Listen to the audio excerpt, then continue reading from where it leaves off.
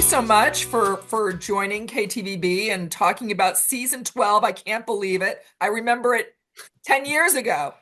And I watched the premiere and it was really emotional. Rick, you gave quite a pep talk to the team.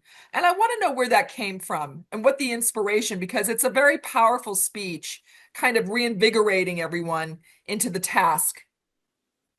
Well, I mean, it just on so many levels, the team is we see Oak Island as one thing. I mean, meaning, we're all invested in this, and it's not hard to marshal up some emotion regarding it because everyone has such a different perspective, but everyone's perspective rallies to one thing, trying to solve this incredible mystery. So it's not hard to,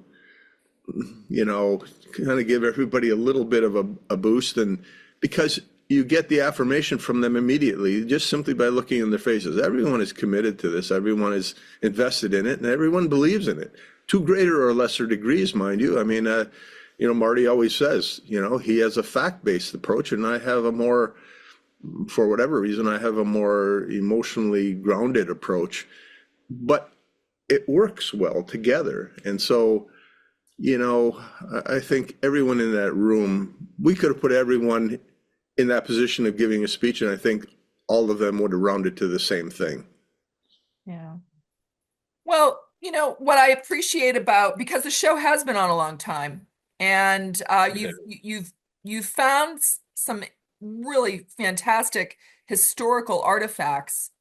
And I appreciate that you sort of kind of do a review of all of the things that you found over the years. That really helps viewers kind of who are maybe coming late to the series understand what it is you're doing. And it seems like every year you sort of tweak.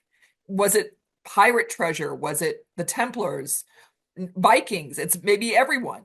I mean, talk about this season and the breakthroughs that you actually had this season. And truthfully, I think Marty was moved as much as or more than anyone. So Marty, you need to weigh in Yeah. on that. The breakthroughs this season. First, I'll comment on how you described it. Sometimes those sort of show and tell things are so that we're on the same page too, not just the people watching the show, because there's a lot going on, and we do try and consolidate everything. But anyway, without giving away too much, the big discoveries this season, and there are some, for me, has to do with just about virtual certainty based on things we found that people were deep underground in the money pit a long time ago, long before it was discovered. And that may not sound, maybe that sounds obvious to my brother, but to me it wasn't, because I wasn't convinced that was the case. But I am now, and the discoveries are the things that are really astonishing. What was the item that really blew you away for both of you to answer that just really took your breath away? This year or any other year? Any year. It could be this year, it could be in years past. That really gave you the resolve, like you're doing the right thing. You've invested so much of your life and money into this project. What was it that put the wind in your sails? Go ahead, Rick. Well, for me, I think you have to understand that, we say Oak Island is a very wild roller coaster ride. So at different times, different things were incredibly impactful. For me, one of the things that I'll never forget is when Gary found the cross, because I think we all struggle, I certainly do, with the importance or the relative importance of these trips abroad and how impactful are they here on the island. But finding that cross, having Gary find that cross, and then remembering the remembrance of seeing it in Dome in a Templar prison, to me, that was like two things. One, it was a great discovery. It moved the dial, and it moved us in a research way that we hadn't entertained before. But it also, to me, justified the reason for these trips. Lightning in a bottle, and that was impactful to me.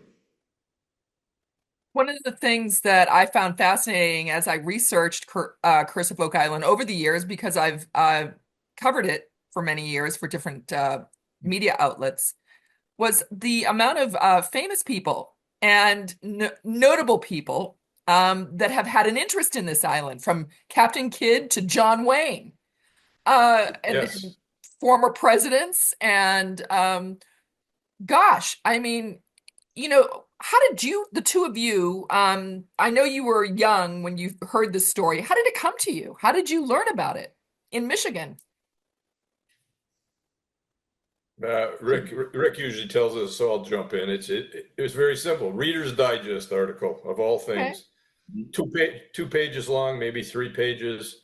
We were young boys. It had everything that young people are interested in. Well, we had curses, and we had pirates, and we had buried treasure, and we had sort of a ghost component to it. I mean, everything, and it fascinated Rick mostly then, and he pushed that down on his little brother, which would be me, and and then we kind of followed it our whole lives, and then on and on and on, and we end up on the island and actually owning most of the island. Wow.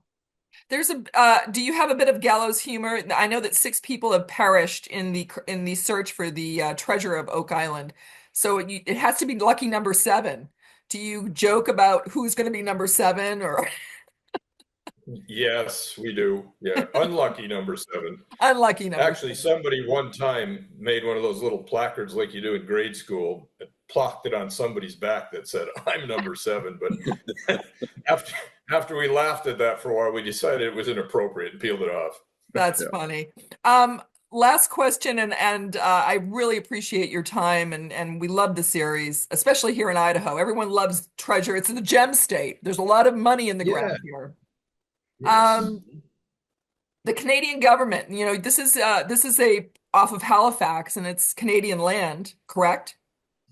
Yes. So has the Canadian government, as you found these really incredible historical artifacts that have sort of rewritten history a bit, have they inserted themselves into your business, either positively Uh, or negatively? they have definitely much renewed attention in that island for lots of reasons. Part of the reasons are gratifying. The archaeological community used to kind of write it off as, oh, that there's nothing really happened there, but they aren't anymore. And several places on the island have become uh, historical places, official historical places. But having said that, yes, they are in our business now, but they've been actually very good to work with. I think Rick would agree. Government of Nova Scotia and the people of Nova Scotia have been great. Mhm. Another We fascinating couldn't thing get before better I let you friends. go, the island is bifurcated by different kinds of bedrock. I find that fascinating. How does that happen? You've got the east and the west part of Oak Island, and they have different layers underneath. Way different. Yeah. Is that common? Or, I mean, it just doesn't seem common. It's like 2 islands were smushed together or something. That's actually a very good observation.